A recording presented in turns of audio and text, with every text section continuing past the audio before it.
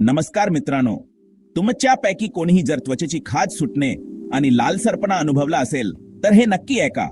आज आपण त्वचेचे संक्रमण आणि अलर्जी पासून स्वतःचे रक्षण कसे करावे ते पाहणार आहोत.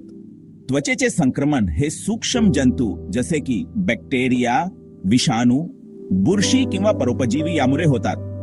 जसे की इम्पेटिगो, नाकाजवर आणि तोंडाजवर येणारे लाल फोड किंवा सेल्युलायटिस, एक गंभीर संसर्ग जो लालसरपणा आणि वेदना निर्माण करतो.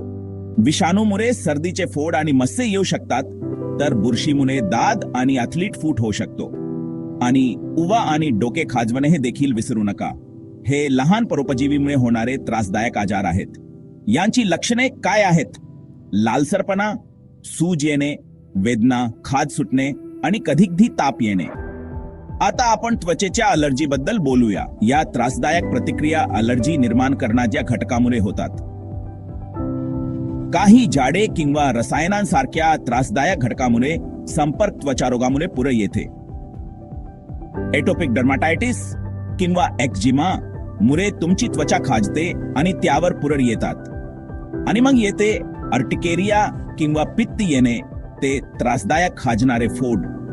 प्रतिबंध हाच सर्वोत्तम उपाय आहे. स्वच्छता राखा, एलर्जी निर्माण करणाऱ्या गोष्टींपासून दूर राहा आणि तुमच्या त्वचेचे रक्षण करा. सुरक्षित राहा आणि खाज सुटण्यापासून दूर राहा. मित्रांनो, जर आजार जुनाट झाला असेल तर काळजी करू नका. केंट होमिओपॅथी क्लिनिक तुमच्यासाठी आहे. भारतात कुठेही असला तरी आता घरी बसून उपचार घेता येतील. लवकर अपॉइंटमेंट बुक करा, फोन करा किंवा व्हॉट्सअप करा. जास्त माहितीसाठी आमची वेबसाईट kenthomeopathy.com ला भेट द्या.